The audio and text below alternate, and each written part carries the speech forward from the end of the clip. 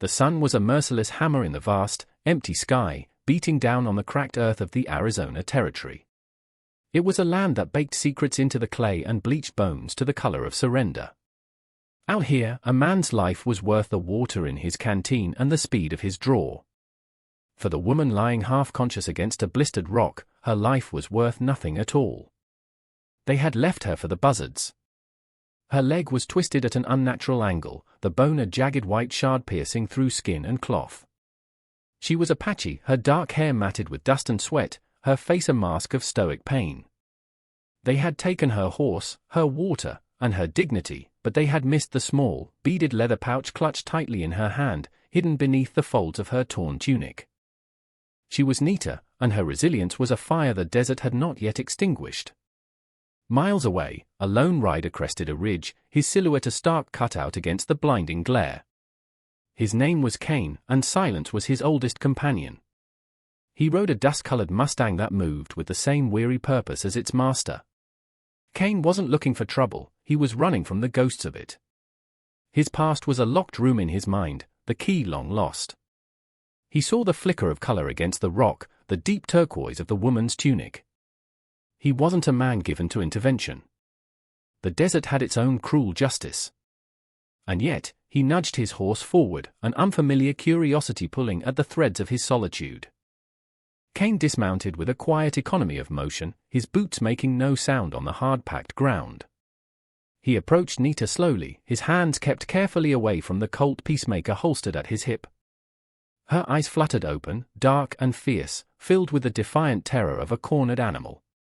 She tried to push herself up, a sharp cry of agony escaping her lips as she put weight on her shattered leg. Cain stopped, holding up a placating hand. He had no words to offer, the well of his voice had run dry years ago, clogged with the ash of a burning homestead and the memory of screams that were not his own. He uncorked his canteen, the sound of sloshing water loud in the oppressive silence. He knelt, offering it to her.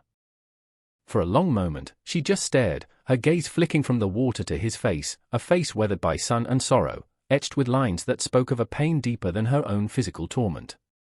He saw the calculation in her eyes. Was this a trick? A prelude to a worse fate? His expression remained unchanged, a patient blank slate. Finally, her thirst won the battle against her fear. Her hand, trembling, reached out and took the canteen. She drank greedily, the cool water a blessing on her parched throat. He watched her, his mind a quiet observer. She's a fighter, he thought.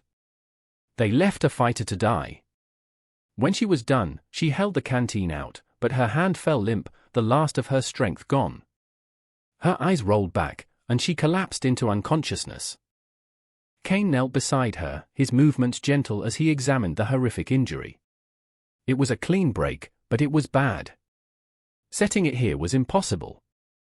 He looked back the way he had come, then towards the distant, hazy mountains where his small, isolated cabin was nestled. It was a fool's errand. Bringing her there meant bringing her trouble with her. It was a trouble he had spent 5 years avoiding. But leaving her was not a choice he could live with. He carefully, methodically, began preparing to move her, his silence a promise of grim determination. The journey to his cabin was a slow, arduous ordeal. Cain had fashioned a crude travois from his bedroll and 2 long branches, cushioning Nita as best he could. Every jolt and bump of the terrain sent tremors of pain through her unconscious form, and each pained murmur she made was a stone added to the weight on Cain's soul. He walked beside his horse, leading it with a steady hand, his eyes constantly scanning the horizon. He knew that people weren't left to die in the desert by accident. Someone had done this to her, and they might come back to ensure their work was finished. The sun began its descent, painting the sky in violent hues of orange and purple, the long shadows of the saguaros stretching like grasping fingers across the land. It was in this fading light that he saw them, 2 riders, far in the distance, moving in a sweeping search pattern. They were too far to see him clearly, but their presence was a cold knot in his stomach. They were the ones. He pulled his horse behind a thicket of mesquite, his body held perfectly still, becoming just another part of the dusk. He waited, his heart a slow, steady drum, until the riders passed over a far ridge and disappeared. The threat was real. It had a face now, even if it was a distant one. He pushed on, the urgency lending a new strength to his tired limbs. By the time the moon had risen, a silver sliver in the inky blackness, they had reached the relative safety of his hidden valley. His cabin was little more than a one-room shack built of rough-hewn timber, but to Cain, it was a fortress. He carried Nita inside, her body light as a bird's in his arms, and laid her on his simple cot. The air in the cabin was cool and smelled of pine and old wood smoke. He lit a single lantern, the soft glow pushing back the shadows, and turned his attention to her leg and the grim work that lay ahead. Nita awoke to the smell of antiseptic herbs and the sensation of a tightly bound splint on her leg. The pain was a dull, throbbing fire, but it was manageable. A man sat in a chair across the small room, cleaning a rifle with meticulous, silent care. It was the rider from the desert. He didn't look at her, but she knew he was aware of her every movement. Fear, cold and sharp, pricked at her, but it was tempered by a confusing sense of security. The cabin was clean, defensible. A pot of broth simmered over the low fire in the hearth. He had saved her. But why? She shifted, and his head came up, his grey eyes meeting hers. There was no menace in them, only a profound weariness.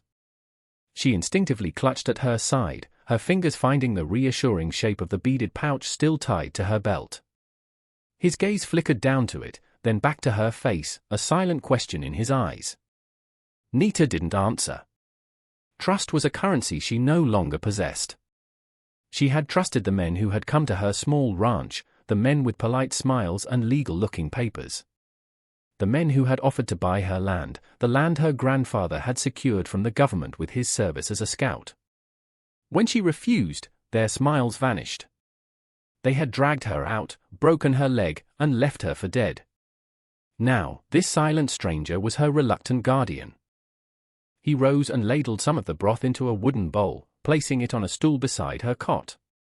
He moved back to his chair, resuming his task with the rifle, granting her the illusion of privacy. As she sipped the warm, savory liquid, she finally decided to risk a single, broken word. "Why?" she whispered, her voice rough from disuse. Cain didn't stop his work.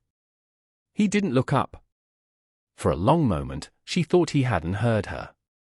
Then, without a sound, he simply tapped his own chest twice with his fingers, a gesture she couldn't possibly understand, yet it felt like an answer. The following days settled into a strange, silent routine. Cain tended to her needs with a quiet efficiency, changing her dressing, providing food, and ensuring the fire never went out. He would spend hours outside, reinforcing the corral or simply watching the entrance to the valley, his rifle never far from his side. Nita's strength slowly returned, and with it, her spirit. She watched him, studying the rigid set of his shoulders, the deep sadness in his eyes. She understood silence. Her people often said more with stillness than settlers did with 1,000 words. But his was different. It wasn't a choice, it was a cage. One afternoon, as he sat patching a saddle blanket, his hands moving with practiced skill, Nita finally decided to bridge the chasm between them. With great effort, she propped herself up and untied the beaded leather pouch from her belt. It was heavy with significance, the last tangible piece of her heritage. She held it out to him. Cain stopped his work, his gaze fixed on the pouch. He hesitated, his internal struggle visible on his face. This was the trouble he had tried to avoid. This was the secret that had gotten her nearly killed. To accept it was to accept the fight that came with it. His mind flashed back, an unwanted intrusion of memory. A small farm, smoke clawing at the sky. The smell of burning wood and something else, something sickeningly final. A woman and a small boy, their faces, he squeezed his eyes shut, pushing the images down into the dark cellar of his mind. He had been silent ever since that day, the words burned out of him. He looked at Nita, at her imploring eyes, at the fierce pride etched on her face despite her brokenness. He saw in her the same fight his wife had possessed. To refuse this would be to let them die all over again. Slowly, he reached out and took the pouch. His fingers, rough and calloused, felt the worn leather. He opened it and tipped the contents into his palm. It wasn't gold or jewels. It was a single, folded document, yellowed with age, bearing an official seal. A property deed. The man who called himself Silas rode with an air of predatory confidence. He was dressed not like a trail-worn cowboy, but in a fine, dark coat, his boots polished to a high shine despite the dust. He was the enforcer for a powerful railroad baron, a man who saw land not as a home, but as a line on a map to be acquired by any means necessary. With him were 2 hired guns, brutish men named Jeb and Roscoe, whose loyalty was bought with coin and the promise of violence. Silas reined in his horse at the mouth of the valley, a smug smile playing on his lips. "He's in here," Silas said, his voice smooth as oiled leather. "Track the drag marks from the traver." The fool actually took her with him. Jeb spat a wad of tobacco onto the ground. "Want us to just go in, boss? Flush them out." Silas held up a gloved hand. "Patience, Jebediah. This isn't some back alley brawl. The woman has a deed that my employer desires. A legally binding one, unfortunately. Our initial approach was indelicate. This time, we will be more persuasive. First, we try reason. A man living in a hovel like this could always use money." He dismounted, straightening his coat. "You two stay here. Be ready. But let me talk to our silent Samaritan first. Every man has a price. We just have to find his." Silas walked toward the cabin alone, his stride unhurried. He saw Cain standing by the corral, watching his approach, a rifle held loosely in one hand. There was no fear in the man's posture, only a quiet, unyielding stillness. This, Silas thought, might be more interesting than he'd anticipated. He stopped a respectful distance away, offering a disarming smile. "Good day to you, sir," he called out. "My name is Silas. I believe you may have found something that belongs to me." Cain didn't move. He didn't speak. He simply stood there, a granite statue of defiance, the deed now tucked safely inside his own shirt. Silas kept his smile fixed in place, though it felt brittle against Cain's unblinking stare. "I'm a reasonable man," Silas continued, taking a slow step forward. "The Apache woman you're sheltering, she's a thief. She stole a very important document from my employer. We simply want it back. No harm need come to anyone." Cain's grip tightened on his rifle. His mind was a maelstrom, but his face was a calm sea. He knew this man was lying. The terror in Nita's eyes had not been the look of a thief, but of a victim. "I am prepared to be generous," Silas said, reaching into his coat. He pulled out a thick leather wallet, fat with bills. $200. A handsome sum for a man in your position. All you have to do is turn over the woman and the document she's carrying. You can ride away from here and forget any of this ever happened." Cain remained silent. He let his gaze drift past Silas, to the 2 figures waiting at the valley entrance. He then looked back at Silas, and for the first time, his expression shifted. It was a subtle change, a hardening of the jaw, a coldness in his eyes that spoke a clearer refusal than any word could. The silence unnerved Silas. It was a weapon he didn't know how to counter. "No? Perhaps you misunderstand your situation." Silas's voice lost its silken edge, replaced by a thread of steel. "I am not asking. That deed is worthless to her, but vital to the progress of this territory. You are standing in the way of industry. In the way of powerful men. Think carefully about the choice you are making." Cain thought of the smoldering ruins of his own life, destroyed by men who spoke of progress while they held torches. He thought of Nita, her broken body and unbroken spirit. He gave a slight, almost imperceptible shake of his head. The negotiation was over. The smile vanished completely from Silas's face, replaced by a mask of cold fury. "So be it," he snarled, turning his back on Cain and stalking back towards his men. "You had your chance, you stubborn fool." He mounted his horse, his movements sharp and angry. "Roscoe, Jeb. The hard way it is. I want that deed, and I don't care what you have to do to get it. The woman is irrelevant now. So is he. As Silas and his men spurred their horses back toward the tree line to plan their assault, Cain moved with swift, silent purpose. He bolted the heavy wooden bar across the cabin door and checked the shutters on the two small windows. Inside, Nita watched him, her dark eyes wide with fear. She had dragged him into her fight, and now he was going to die for it. Cain caught her gaze and offered a small, reassuring nod. He handed her a loaded pistol, an old Navy Colt. Her hands were shaking, but she took it, her resolve hardening. She might be crippled, but she was not helpless. As dusk settled, casting long, menacing shadows across the valley, the attack began. A shot rang out, splintering the wood next to the window Cain was watching. He didn't flinch. He had spent the afternoon preparing, using his knowledge of the cabin and the surrounding terrain. He had dug a small trench behind the woodpile, offering a secondary point of cover. He knew which floorboards creaked and which shutter had the best firing angle. This was his land, his fortress. Jeb tried to rush the front door, using a heavy log as a battering ram. As he got close, his foot snagged on a tripwire Cain had set, sending him sprawling. Cain fired a single, careful shot from the window, not to kill, but to wound, to slow them down. The bullet tore through Jeb's shoulder, and he screamed, scrambling back to cover. The night erupted in a cacophony of gunfire, the flashes from their rifles like angry fireflies in the growing darkness. The siege wore on for what felt like an eternity. Gunsmoke filled the small cabin, sharp and acrid. A bullet pierced the wall near Nita, showering her with splinters, but she held her position, the pistol steady in her hands, watching the back window as Cain had instructed.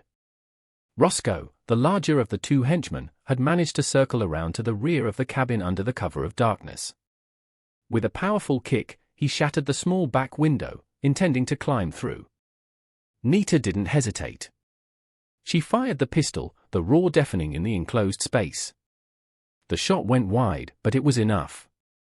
Roscoe recoiled, surprised by the resistance from inside. It gave Cain the second he needed.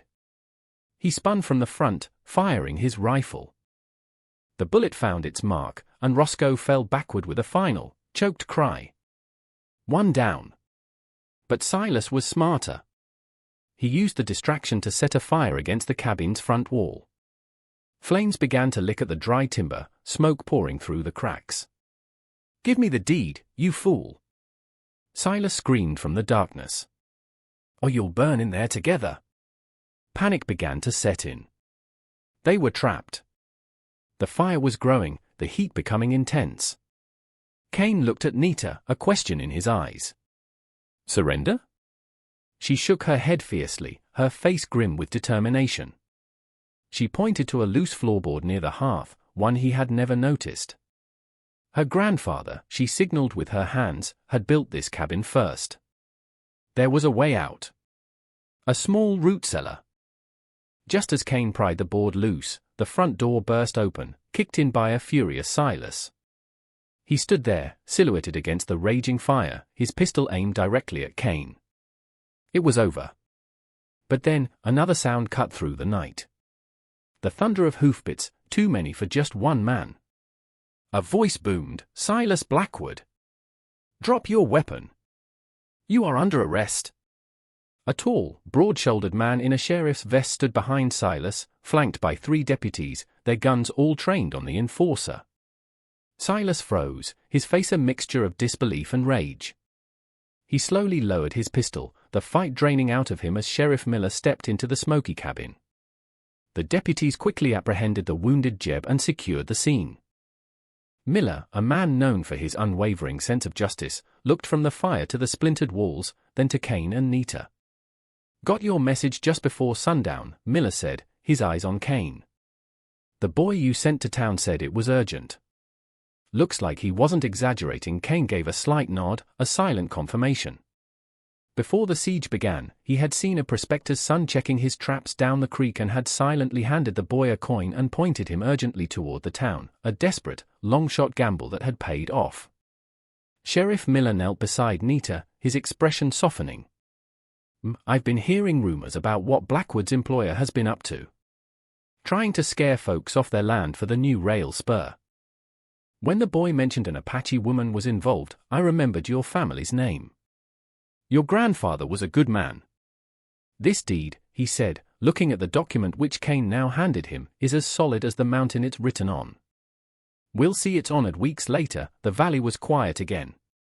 The cabin had been repaired, the scars of the fight slowly fading. Nita's leg was healing, and she could walk now with the aid of a carved crutch. The railroad baron scheme had been exposed, his enforcers jailed. Her land was safe. She stood beside Kane, looking out at the valley, bathed in the gentle light of the morning sun. "You saved my life," she said softly. "You saved my home.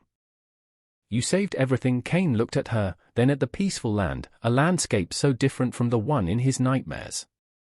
A profound change was happening within him, a thawing of a long, frozen river of grief. He opened his mouth, his throat tight, and a sound emerged, rusty and unused, but clear. "Nita," he said. It was just her name, but it was the first word he had spoken in 5 years. It was the sound of a lock turning, a door creaking open. It was the sound of a new beginning. We hope you were inspired by this story of courage and redemption. Kane's journey reminds us that even after the deepest loss, our capacity for compassion can lead us back to the light. If you enjoyed this tale, please like this video and subscribe to our channel for more stories that touch the heart. Don't forget to click the notification bell so you never miss an update.